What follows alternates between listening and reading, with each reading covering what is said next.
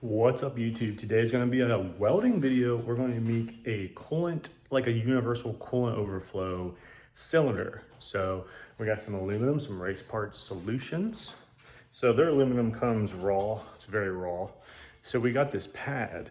We got this guy, we're going to try to see how well it cleans up aluminum. They have other machines that can do that, but I already have this machine and I wanted to see how this pad worked. So we're going to try to give it a shot and see what it looks like. Before, after, I'm actually super impressed. Guess I found a way to clean these pipes up. That's pretty insane. All right, there's our final cylinder, all brushed aluminum look, really nice. Got the ends down. So now we're going to go ahead and weld on our bottom. So we had these little 2.5 caps made. We're gonna weld the bottom on first, and then we'll probably weld the top or vice versa, it doesn't really matter. And then we'll go ahead and use our cuts to put this guy in, and we'll be good to go.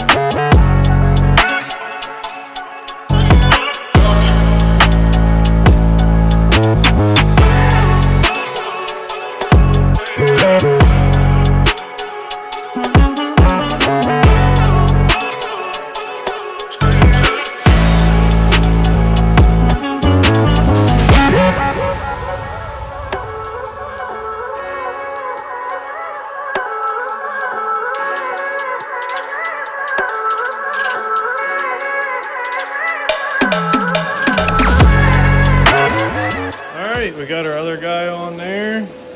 Just got a little hot in an area and I had to stop. But yeah, it came out nice. Drilled my little breather hole. You need that when you're welding up a full cylinder. But there's our nice looking brushed cylinder. Again, these are just gonna be like universal cans for coolant. So what I'm gonna do, I'm gonna weld in like a barb or something underneath that your coolant overfill from your radiator will go to. As it pushes water out, it'll push water up into that reservoir. And then as it cools, it'll come back down back into your radiator. So it'll be a nice, like universal can. I have one in my car. It's one that Jason made. It's specific to the S2000. It has a cool little bracket on it. These are just gonna be a universal deal. And basically, if I sell any, I'll ask them like, do you want any bracket put on? Like I can easily put like a little L bracket or something with a hole, and then they could just easily mount it wherever they wanted. But, or if they have their own way they want to mount it, you can mount it with like one of those, like a 2.5-inch clamp that clamps to your firewall or something like that. It doesn't really matter how you mount it as long as you can get the water line to the bottom of the can to be good. And then I'm gonna have this really nice Race Parts Solutions billet cap on the top. So you'll be able to open it up and check it out and see what's in there. And then I'm going to drill a really small hole in the side because it needs air to breathe. So we'll do that. Here it is, guys. We got our cap on. Got a little hot there. I need to get used to big material on small material. Got a little hot in the backside. Really started penetrating. But I kept it together and she's on there. So nice piece. Check it out. I'm gonna brush it up a little bit more, clean up any marks I had, and then see if I can sell it. And then I'm gonna leave the bottom open for whatever they want. I can do any nipple on the bottom, but it's a nice, simple little overfill coolant catch can, custom built. Well, here she is, guys. Finished product, came out really nice. I did not weld the bung on yet at the bottom. I'm gonna wait for whoever buys it. I can put whatever bung they want. I can put a barb, I can put an AN, whatever they want. But I can make more of these. I can even weld a bracket on if somebody wants a bracket put on.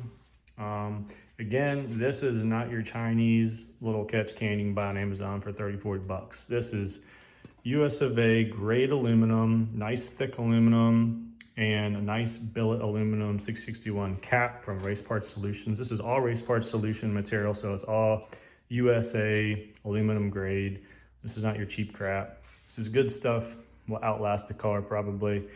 And of course it's handcrafted, TIG welded, and I can custom size, taller, shorter, fatter, any bung you want, any bracket you want, just let me know. And I can make one up for you guys. That's pretty much gonna do it. Short little weld video, wanted to bring you guys in, show you my new positioner and stuff. I'm getting pretty good at it. You guys probably have seen this, but I did this one and I am super proud of that. I mean, just look at that. That came out so freaking nice. I was super happy with that. So yeah, getting pretty good at this positioner stuff.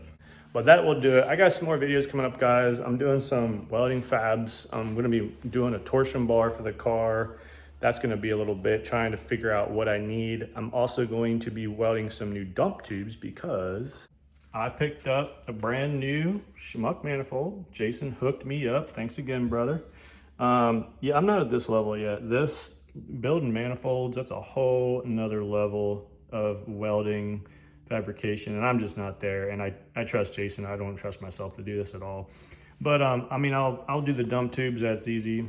But mine, I've had mine for 10 or 11 years. This is an OG Jason manifold back in the day, and you can tell the wastegates are different.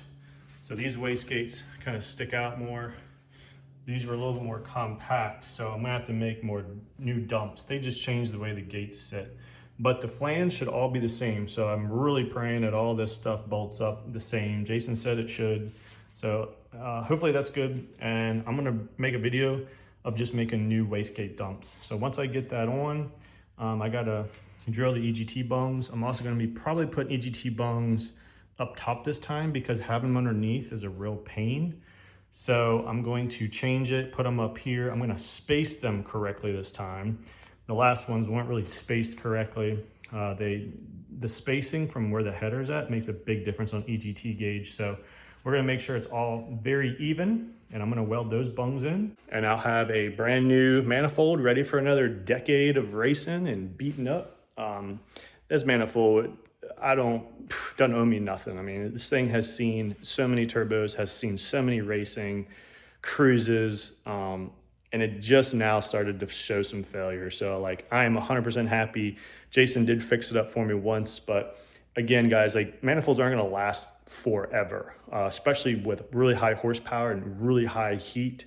You know, the constant hot, cold, it wears the metal down and it gets brittle, and eventually it will crack. It's just gonna happen. Now, they shouldn't crack in like 2 or 3 years. They should hold up for a while. Like I said, this is a 10, 11 year manifold, and you guys know I'm not easy on this car. I mean, this thing sees 4-digit power levels, and it's, you know, she goes. So with all that, plus how this car vibrates, it's cracked mounts, it's cracked so much stuff. So for this manifold to last this long, I was actually super impressed. Jason over there with Schmuck Build, I mean, they know what they're doing. They build awesome manifolds for S2000s. So yeah, that's why I got another one. Gonna put it on the car. She'll be good to go. But that's gonna do it for this, guys. Appreciate it. Comment, like, subscribe, like watching. If you guys want a coolant can, let me know. I'll knock some out. All right.